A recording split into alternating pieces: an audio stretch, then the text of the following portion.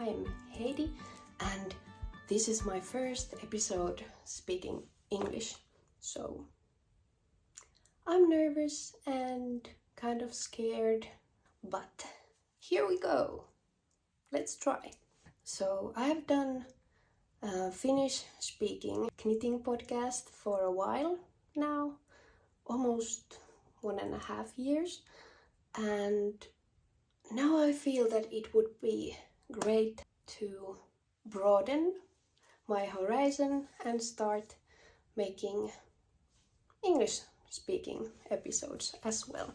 We talk about knitting, but we also talk about like conscious knitting and also environmental and ethical side of knitting.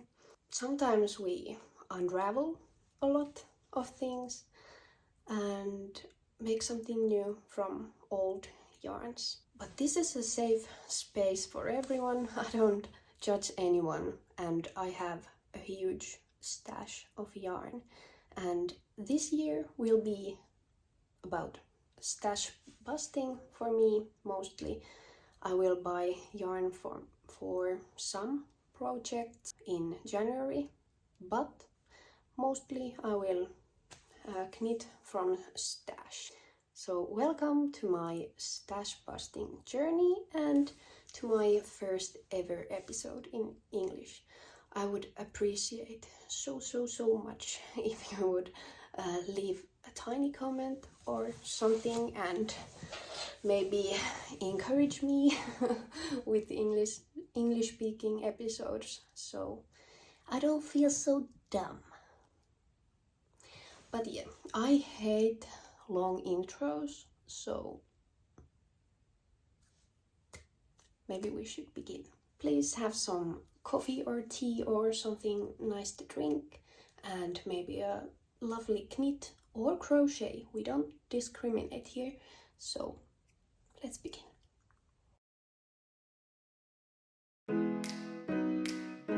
This video is about my knitting intentions or knitting plans for the year 2023. I have learned a lot through 2022, mostly through mistakes. I have learned about the constructions I like and the colors I like, and I dove very deep to color theory and the best colors and so on, and I would really like to talk about them also, as I think that in the knitting world there's not so much talk about the colors and shapes that might be like best for someone. And I don't mean that everyone should only wear their best colors or best shapes, but it is a shame if you use a lot of time and effort to knit a piece, a garment, and then you don't wear it because every time you put it on you look sick. That is a waste of time and effort. Of course, knitting is fun, but most of the time, at least I would like to have the knit and not have to unravel or gift it to someone. Those are the main lessons I learned from 2022.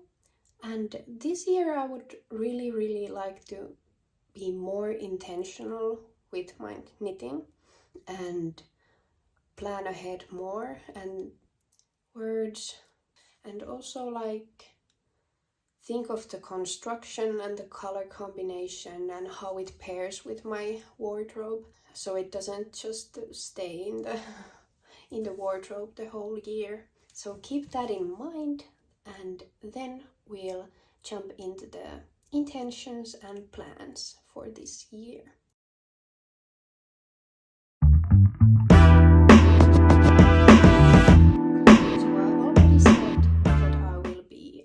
Stash busting and mostly knitting from my stash. That is the intention number one, and the other one is the being really mindful about the knits I choose and how I would pair them. So I have a list on my phone, which I usually use it to like prevent my impulse purchases.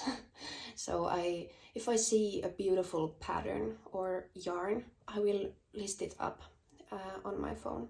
There's like many sections. On top of there's my whips, and after that there is the next category, and those are the ones that I have the yarn for and I want to cast on next. So when I finish my whips, they become FOs. So that's when I'll start the next thing on the next list. Or some of them. I am very like, I go with inspiration. So if I don't feel like it, I don't knit. Or if I don't feel like knitting particular thing, or I might just frog it.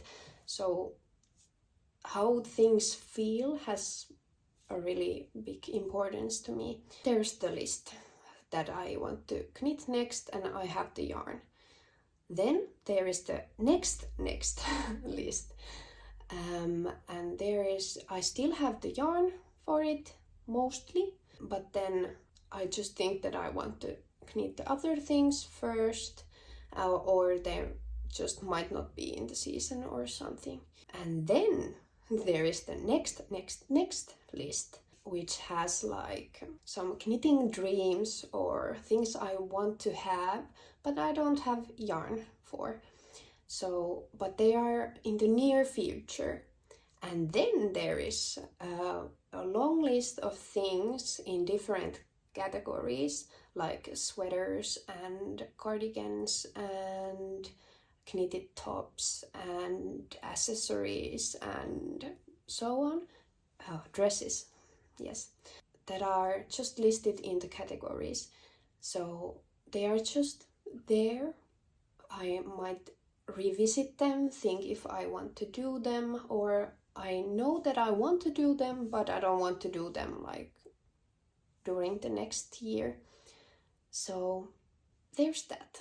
And at the end there is a list of yarns or yarn colors or things I need to buy for the project.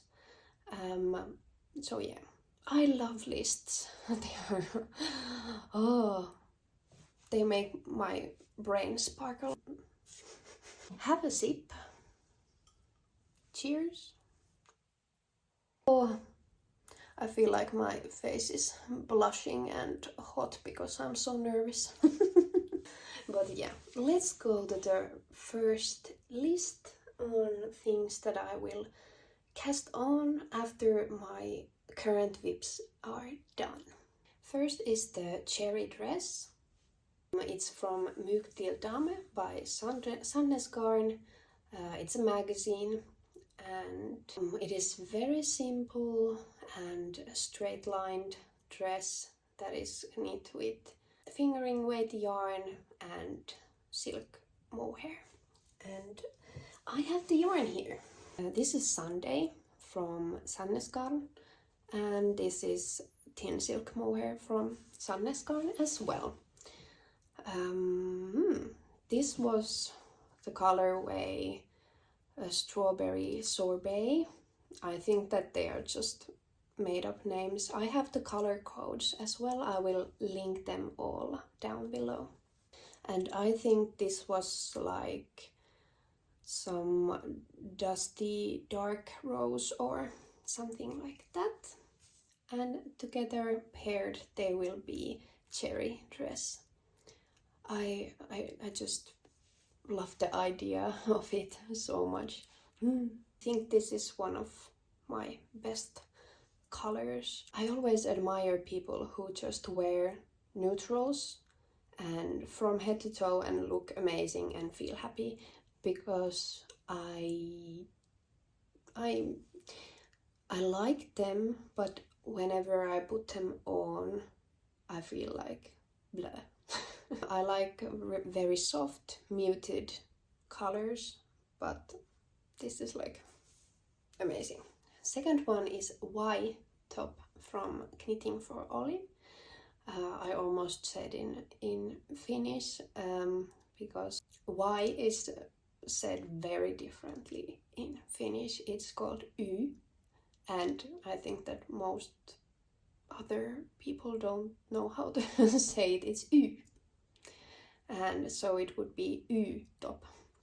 But yes, Y top from Knitting for Olive, and I have already purchased yarn for it. This is Knitting for Olive pure silk in the colorway Plum Rose, and it is amazing. You can really see my color scheme at the moment. I will use this one. I was thinking that, oh, I should buy something neutral and basic for the top, and then I bought this. It's almost neutral, right? But yeah, I love the v-neck. I prefer v-necks to like crew necks or other types of necks. I also like the, what is it called? Mock neck. So it's like a higher here, but it's not like full turtleneck. But the v-neck is definitely my preferred neckline. I think the top is just stunning and perfect basic top. I have promised myself to knit more tops this year. Even though Finland is very, very cold during winter, we have like -10 to -28 Celsius. Well, not here in south. I live in the southern Finland near our capital Helsinki, so it's not that cold. But I studied in Kuopio, which it was regular to go like -29 Celsius, and that is cold. But I used to bike even in that freezing cold weather, so call us Finns crazy. But yes, I still knit tops during winter because what is it, the building that has like many layers to it? It sounds like it's a cake. We have many apartments on top of each other. I have no idea what the word is. I just completely forgot it. But yeah, we live in one of those apartments, and it's very hot inside at times, even during winter. So I will get sweaty with sweaters, but I would also like to wear my hand knits most days. I am still wearing wool socks every day, even in summer. Right now I have, oh, can you see? I have the Lucia socks from Sari Nordlund, who is a fellow Finn as well. But yes, I don't know how I got here. So let's move on. One big goal for this year is to knit cardigans, and I will make Amelie cardigan. It's from Novita, which is a big yarn brand in Finland. I think it's the biggest, actually. It's like commercial yarn that you can buy from food stores or so on. And they also provide like knitting magazines and free patterns. I'm not sure if this pattern is available in English, but I will check, and I will link all of these things, the patterns and the yarns, down below. So you don't have to worry about my pronunciation or finding the knits. Yeah, this is called Vuonue Pentti, which is, this is actually a sock yarn that is made from Finnish wool and tencel. So it's nylon free, but it's also very good for sweaters and cardigans. And it's DK weight, so it's perfect for the pattern. It's a bit wrinkly, but yeah. I'm happy to support smaller Finnish brands Vuonue is the brand, and even though there is a lot of lambs and wool production in Finland, most of the Finnish wool goes to waste. So it's important to support Finnish wool companies, I think. Yeah, I love the shade. It's like brownish dark gray, and this is actually the original shade of the sheep, so it's undyed, and there's the tencel gives it a nice sheen. I really like it. And it's nice and squishy. Next, cardigan. I will make the champagne cardigan from Petite Knit, which is here. It's kind of iconic at this point. I would maybe want to do a slightly deeper V neck, but otherwise it's perfect. And I already have the yarn in my stash. Surprise!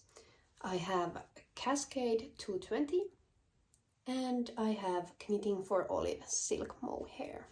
What colorway is this? This is Peruvian Highland wool in the color 8114, and this is the colorway Dusty Rose. In the earlier episodes I always joke that everything that has the color name Rose is the ones I pick, and it has happened so many times. Even in makeup, my makeup is always something like rose brown, a rosy flower, something like that. So these will be a lovely champagne cardigan. If you see my color palette, it is kind of pinkish, and I really like this like rosy brown shade. It's one of my favorites. Even my lips are that shade today. But yeah, this I think would look amazing with just basic jeans or overdress. I wear a lot of dresses, so it's important that it works with dresses and skirts. I do wear pants nowadays, but not so much jeans. I am picky like that. I think we are over the next list, and the next list contains a couple of more things, and then there is a couple of projects in this list that I won't start right away, but very soon, that I don't have yarn yet. It's because I went to my local yarn store. It's lovely. It's called Aurealia, and they carry Knitting for Olive yarns. It is the only place in Finland that sells Knitting for Olive yarns, and their owners are lovely. So I went there to get one specific yarn, and it was out of stock, so they ordered it for me. So I will go and get that, and I will buy yarns for 2 tops also. The first one I will make the same U or Y top in this color. It is was it like dusty whale blue, something like that. But it's amazing. I really like the dusty colors, so that's why I love Knitting for Olive colors so much, because most of them are quite muted and dusty and so on. It suits my color type the best. Bright colors are not my thing either. So that one I will make. Then I would love to make the twisted loop top from Other Loops, and it is amazing. I would love to make it in a similar-ish color, like not straight up white, but kind of white-ish or neutral-ish. If white doesn't like feel right, then I might do like taupe or like grayish or some like grayish brownish color, so that it's neutral but it's not like stark black or white or something like that. I really do love the like twist detail in here, and I think it's just so timeless and versatile design, and I need it in my wardrobe. My wardrobe needs it. That's what I think. I think it would look amazing with I have this cream white pants. It would look amazing with those pants. Yes, I have dreams. And then I want to do the Kuutar top, which is from Sari Nordlund, because Sari is amazing. She's my favorite knitwear designer, has been for a while, and I bought the Kuutar top pattern at her advent sales that went on in December, and I think that some kind of muted rosy brownish color would be amazing, or grayish, even white, but it would need to be like not stark white. I think that the best white for me would be like bone color, like bone white, that it's not like cream, it's not optic white, but it's somewhere in between. Tops and tops and tops. And then in the list there is something that I have yarn for. There is this pattern called Harina top, which is from Amelie. She's a Finnish yarn shop owner, and the top is beautiful, like camisole-like, with stitch patterning, so it looks like it has some texture, so it's not like stuck in it, it has texture. And the yarn is black. I think it will show the texture because this is like pure Egyptian cotton, so it's cotton usually shows up the stitch patterns beautifully, even though it is black. That will be like the versatile piece in my wardrobe as well, and combine very well with jeans or skirts or mostly anything. And then I was influenced by knitting traditions Inga, and also I'm a huge fan, and she's one of the reasons why I will try to do this in English, because I really love to listen to her stories about Norwegian knitting culture and how things work in Norway, and like anything works in Norway. I'm just interested about other cultures, and I think it's very interesting to learn. So cheers, Inga, if you ever see this.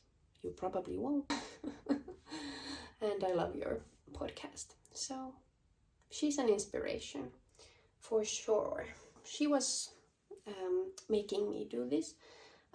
This is yarn. I frogged one like knitted vest that wasn't looking good, but I will make Amy slipover from this. It's also from the Mykt book, which I bought because of Inga from Knitting Traditions, and this will be that.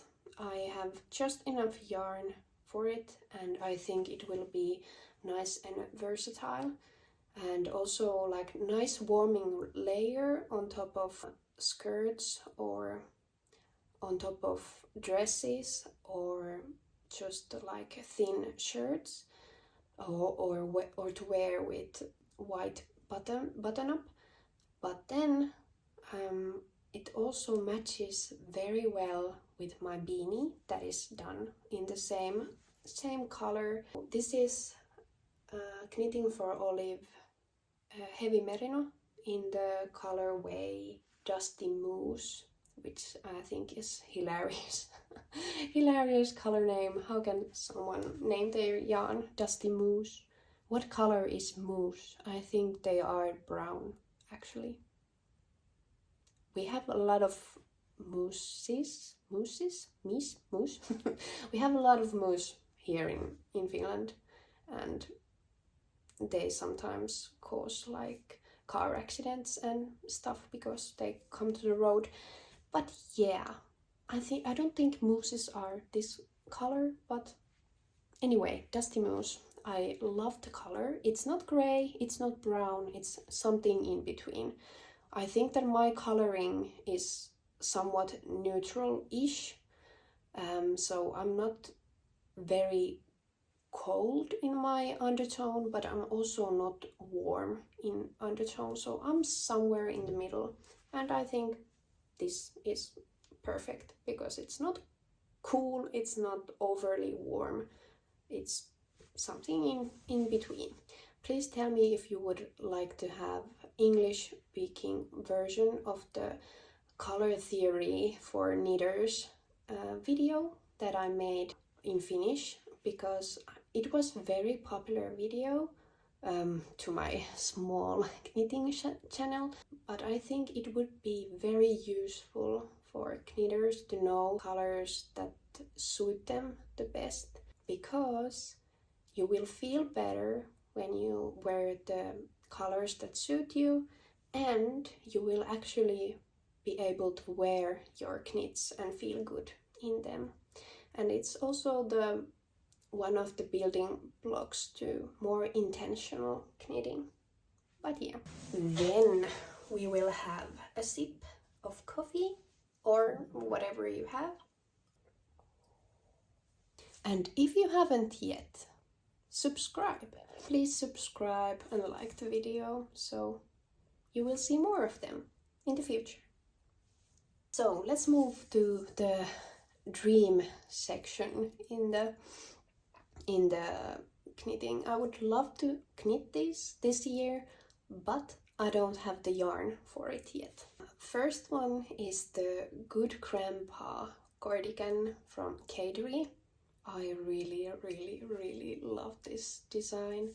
It is slightly like deeper v-neck, and it's chunky, and it's everything you want from a cardigan. I think it would look amazing in some of the like neutral colors. Again, I will say that neutral colors, but I'm not sure if I will pick them. But anyway, like some brownish gray or even white. I love the name, Good Grandpa. In Finnish it would be Hyvä pappa, villatakki.